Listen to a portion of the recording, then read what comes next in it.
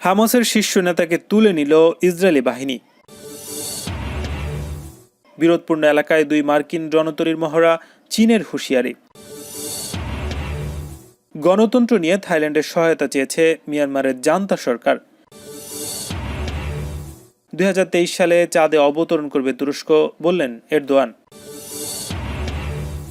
মার্কিন ঘাঁটিতে আঘাত হানা কিয়াম মডেলের ক্ষেপণাস্ত্র প্রদর্শন করল ইরান। ট্রাম্পের অভিশংসন বিচার এগিয়ে নেয়ার পক্ষে রায় মার্কিন সিনেটের। এবার বাংলা শিখছেন ভারতের প্রধানমন্ত্রী নরেন্দ্র মোদী। পঞ্চম দিনের মতো বিক্ষোভে উত্তাল মিয়ানমার। এবং সৌদিতে $9 বিলিয়ন মার্কিন অস্ত্র বিক্রিতে ইসরায়েলের সম্মতি।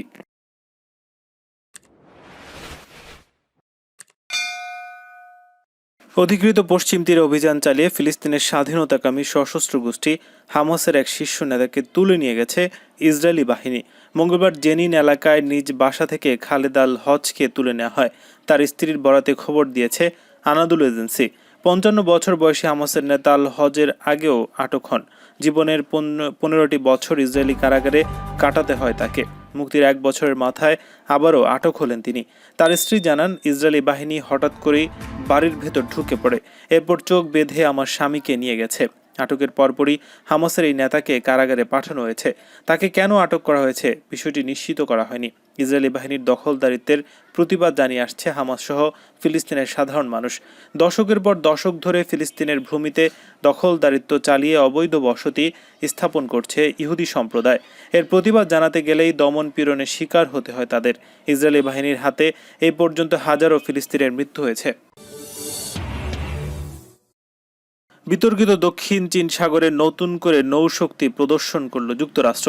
মঙ্গলবার মার্কিন বিমানবাহী রণতরীর 2টি বহর সেখানে যৌথ মহড়া চালিয়েছে।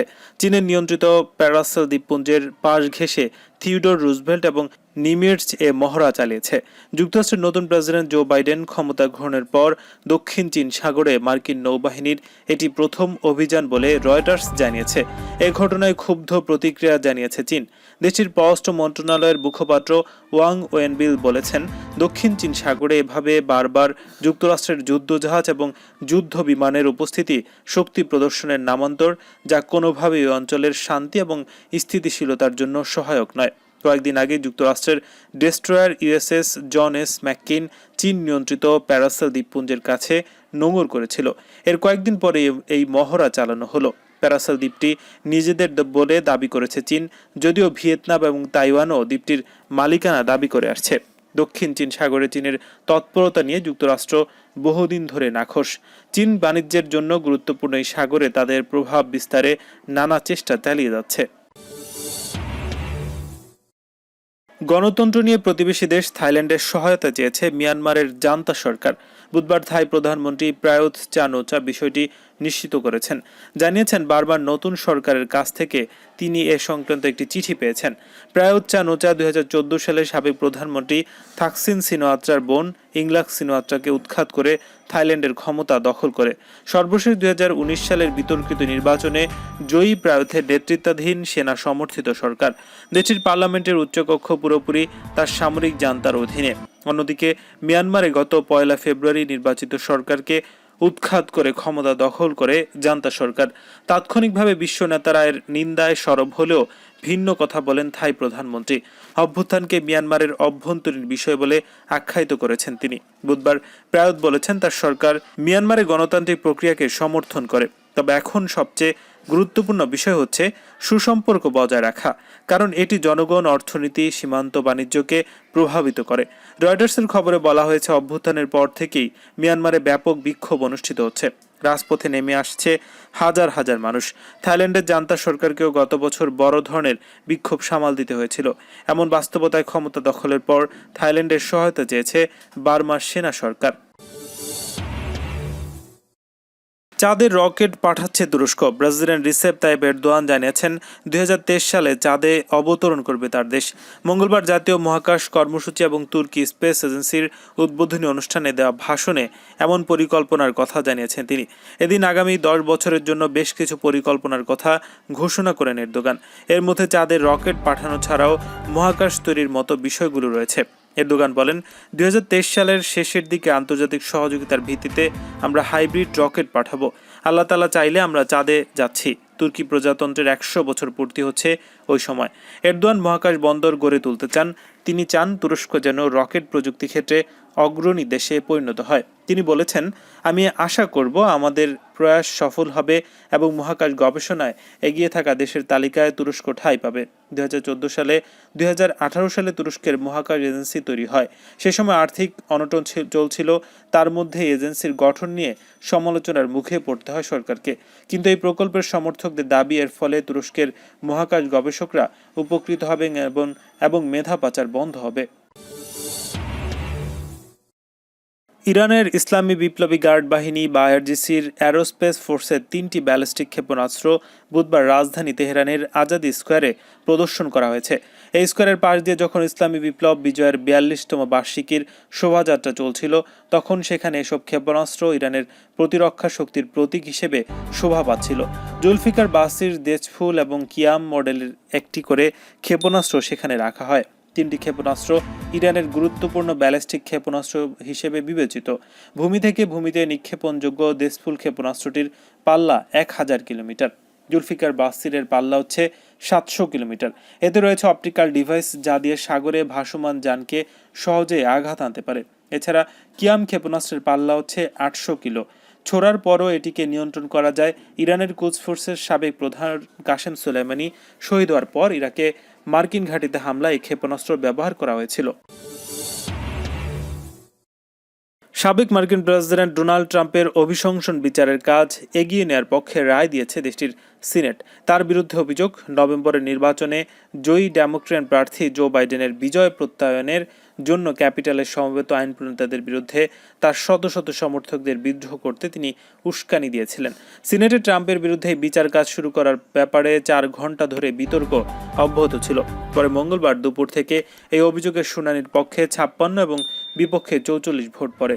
প্রতিনিধি পরিষদের ডেমোক্রেটিক সদস্যরা বলেছেন, সাবেক প্রেসিডেন্টকে নিজের মেয়াদের শেষ দিনগুলোতে তার কর্মকাণ্ডের জন্য জবাবদিহি করতে হবে। ট্রাম্পের 2 জন আইনজীবী অবশ্যই বিরোধিতা করেছেন। তাদের দাবি, সংবিধান প্রণয়নের সময় কথা বলা হয়েছে যে ক্ষমতায় থাকার সময় কেবল প্রেসিডেন্টকে ক্ষমতা থেকে সরানোর জন্য অভিশংসন করা যেতে পারে। তবে এটি ট্রাম্পের জন্য প্রযোজ্য নয়, কারণ 20 জানুয়ারি বাইডেনের অভিষেকের সঙ্গে সঙ্গে ট্রাম্পের 4 বছর মেয়াদের পরিসমাপ্তি ঘটছে।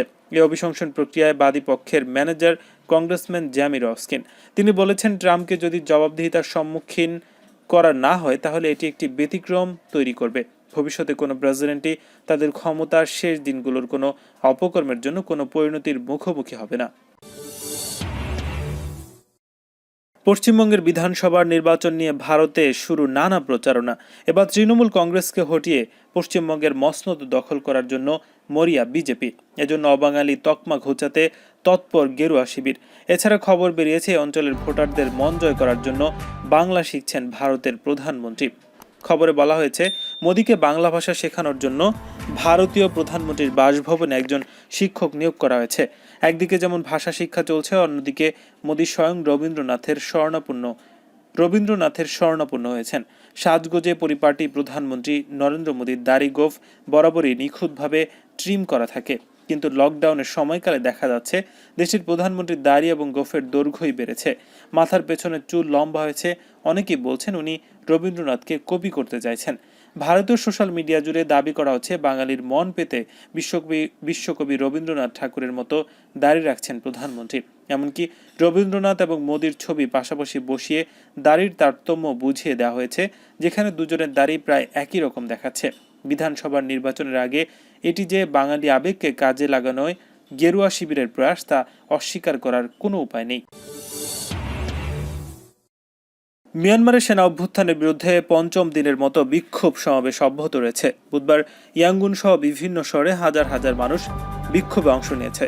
তবে আগের দিনের মতো এদিনও কোনো সহিংসতা দেখা যায়নি। এদিকে মঙ্গলবার সহিংসতা নিয়ে নিন্দা জানিয়েছে জাতিসংঘ এবং যুক্তরাষ্ট্র। ব্রিটিশ বার্তা সংস্থা রয়টার্সের প্রতিবেদনে এ তথ্য জানা গেছে। 1 ফেব্রুয়ারি ভোরে মিয়ানমারের ক্ষমতা দখল করে দেশের সামরিক বাহিনী। এদিন অভিযান চালিয়ে রাষ্ট্র উপদেষ্টা অং সান সুচি এবং ক্ষমতাসীন দলের শীর্ষস্থানীয় নেতাদের আটক করা হয়। দেশ জুড়ে করা হয় 1 বছরের জরুরি অবস্থা। অপরদিকে সেনা অভ্যুত্থানের প্রতিবাদে রাজপথে নামে সূচি সমর্থকরা। এতে সামিল হয়েছেন বিভিন্ন শ্রেণী পেশার মানুষ। অব্যাহত রয়েছে বিভিন্ন আন্দোলন কর্মসূচি। বিক্ষোভ ঠেকাতে প্রথমে সামাজিক যোগাযোগ মাধ্যম এবং পরবর্তীতে ইন্টারনেটের ওপর নিয়ন্ত্রণ আরোপ করা হয়, তবু ঠেকানো যাচ্ছে না আন্দোলন। বুধবার ইয়াঙ্গুন শহরে লাখো মানুষ বিক্ষোভে অংশ নেয়। এদিন সেনা শাসনের বিরুদ্ধে চলমান অসহযোগ আন্দোলনের প্রতি সমর্থন জানিয়ে রাজধানী নেপিদুতে কয়েকশো সরকারি কর্মী মিছিল করেছেন। পূর্বাঞ্চলীয় কায়া রাজ্যের এক দল পুলিশকে বিক্ষোভকারীদের সঙ্গে সংহতি জানাতে দেখা গেছে। তাদের পোশাকে লেখা ছিল, আমরা একনায়কতন্ত্র চাই না।